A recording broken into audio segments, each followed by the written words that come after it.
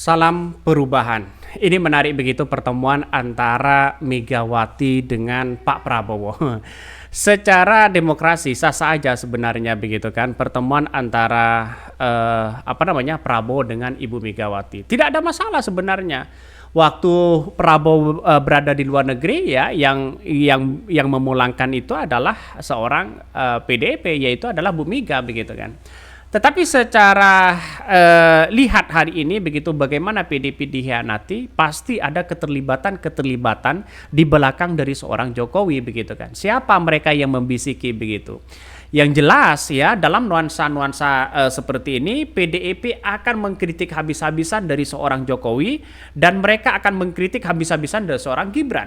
Ini sudah jelas di depan mata. Bagaimana Hasto mengkritik pencalonan Gibran waktu di Solo, dianggap sebagai khilaf dan sebagainya. Bagaimana keluarga Jokowi dibesarkan oleh PDIP di situ begitu kan.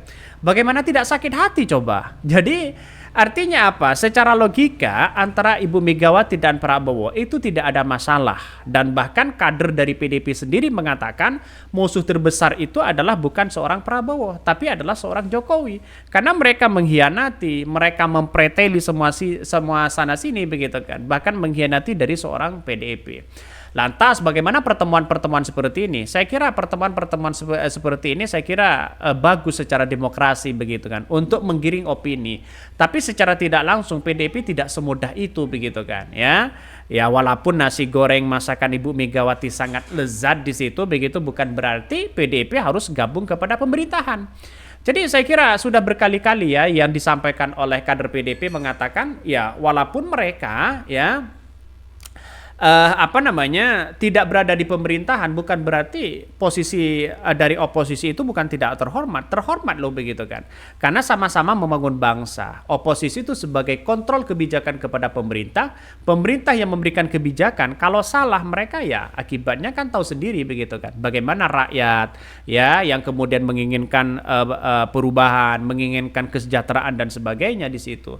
Artinya pertemuan-pertemuan seperti ini ya sah-sah aja bagi kami. Tapi ada nuansa-nuansa yang mengatakan bahwa wah ini kalau semisal ya mereka pertemuan-pertemuan ditawari masalah menteri dan sebagainya apakah mau katanya begitu kan. Ini menurut saya pribadi ya sah-sah aja begitu kan ketika mereka mengatakan dikasih jabatan menteri atau apa begitu. Tapi yang jelas bagi kami adalah tidak mungkinlah seorang PDIP hari ini begitu kan mau menerima ini semua. Apalagi untuk bertemu saat ini ya yang sedang berjalan sengketa di Mahkamah Konstitusi, saya kira agak jauh mereka bertemu dengan seorang Prabowo. Ya karena memang saya beberapa kali membaca gerak-gerik dari Partai Gerindra terus kemudian dari PDIP, sebenarnya dengan Prabowo itu tidak menjadi masalah. Ya, yang menjadi masalah itu adalah Gibran di situ dari seorang Jokowi di situ. Saya yakin dan seyakin-yakinnya bahwa seorang Jokowi dan Gibran akan terpojok di situ begitu kan ya. Kalau mereka ada niatan misalnya bagaimana seorang Gibran ya bisa diskualifikasi, bisa saja disengketa nanti begitu kan. Ya, Prabowo bisa tenang mereka. Salah satunya kenapa saya katakan bisa tenang, bayangan-bayangan dari seorang Jokowi di situ yang selalu menghantui begitu kan ya. Di pemikiran dari seorang Prabowo bisa saja di situ tertekan dari seorang Prabowo tertekan di situ begitu kan. Mau kebijakan apapun ya dia bertentangan dengan Jokowi. Apapun yang terjadi selama ini gerak-gerik luang lingkup, bahkan ada informasi yang mengatakan bahwa orang-orang Jokowi begitu kan ya, orang-orang ya anggaplah anak buah Jokowi di situ begitu. Bagaimana posisi dari kabinet ini harus ada orang atau anak buah Jokowi di sini untuk mengontrol dan menjaga dari seorang Gibran. Nah, itu yang menjadi catatan penting kepada kita begitu kan. Artinya seorang Prabowo kan bisa didekti atau bisa dikontrol oleh seorang Jokowi begitu. Kalau seperti itu, artinya selama ini berdiri di atas kaki sendiri begitu, hanya omong kosong begitu kan. Maka saya katakan sejak awal, kalau Prabowo ingin lepas dari bayangan-bayangan seorang Jokowi, ya maka kita harus ya mesra dengan oposisi di situ. Ya, kita lihat saja masa depan bagaimana seorang Jokowi tidak selamanya begitu kan. Saya rasa pasti ada kekecewaan terbesar dari seorang Jokowi, Gibran dan keluarga mereka mengkhianati seorang PDIP. Bukan tidak mungkin kalau mereka Gibran tidak dicalonkan sebagai cawapres ya, terus kemudian Jokowi netral di situ, bukan tidak mungkin yang saya katakan tadi bahwa PDIP akan selalu percaya terhadap Jokowi dan Jokowi bisa dimasukkan di situ begitu kan di posisi partai tertentu di situ dan bisa anaknya menantunya berkiprah untuk menjadi presiden dan wakil presiden. Tapi karena sekarang partai besar seperti PDIP justru memberikan tantangan besar begitu kepada seorang Jokowi di situ begitu kan. Artinya apa? Artinya dia mengatakan begini, wah saya ini punya partai besar, seorang Jokowi tidak punya partai besar begitu kan. Nah, dan disitulah kemesraan dari seorang Jokowi, seorang Prabowo dengan Ibu Megawati pada akhirnya luluh juga begitu kan. Kita lihat saja hak angket sudah mulai redup begitu kan ya, diganti dengan yang lain dan sebagainya. Bahkan PDIP dan Puan sendiri mengatakan bahwa hak angket itu tidak ada instruksi sama sekali. Nah, artinya apa? Artinya walaupun mereka menggaungkan hak angket, tapi kalau tidak instruksi percuma aja begitu. Seperti apa yang disampaikan oleh Bang Pacul begitu kan ya, tergantung dari sononya begitu kan. Jadi ini mungkin ya hak angket bisa ditukar dengan diskualifikasi seorang Gibran. Bisa saja terjadi karena namanya politik tidak sampai seperti itu begitu kan.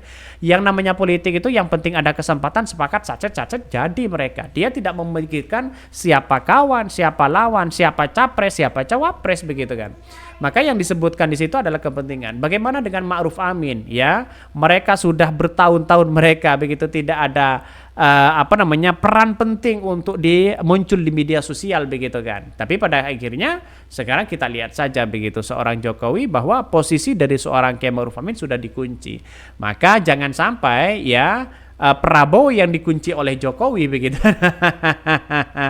ini akan menjadi kacau di situ begitu kan. Kalau seorang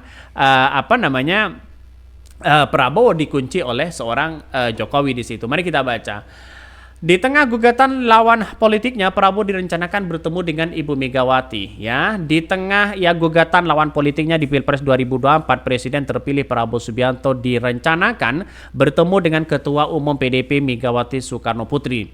Pertemuan itu terbuka setelah penjelasan elit PDIP Perjuangan tentang hubungan Prabowo Mega di saat Ganjar Pranowo dan calon presiden 2024 pilihan PDIP menggugat hasil Pilpres ke Mahkamah Konstitusi. PDIP menjelaskan hubungan Ketua Umum dengan Prabowo Subianto presiden terpilih. Artinya apa? Artinya selama ini yang saya amati begitu kan ya dari PDIP bagaimana mendiskualifikasi seorang Gibran dan harus ada pemungutan ulang. Baik ya silakan, baik Prabowo mau ikut terserah, yang penting wakilnya bukan Gibran. Kira-kira seperti itu logikanya begitu kan. Maka dengan adanya pertemuan-pertemuan seperti itu Jokowi justru kalang kabut ya, ketar-ketir, kepanasan mereka. Dianggap ya seorang Prabowo menjalin komunikasi dengan PDIP ya. Kalau mereka menjalin komunikasi dengan PDIP, ruang lingkup dari seorang Jokowi ya untuk berkiprah di pemerintahan sudah tidak ada lagi. Akan buktikan aja nanti begitu kan. Karena apa? Ya PDIP itu pinter begitu kan dalam strategi pemerintahan. Orang-orang PDIP banyak di pemerintahan begitu kan. Artinya apa? Artinya seorang Jokowi bisa terpojok karena mereka bukan ketua umum partai ya, dan sekarang banyak yang mengatakan akan berebut partai ini, berebut partai itu dan sebagainya. Artinya sudah menandakan bahwa seorang Jokowi itu sudah mulai panik begitu kan ya.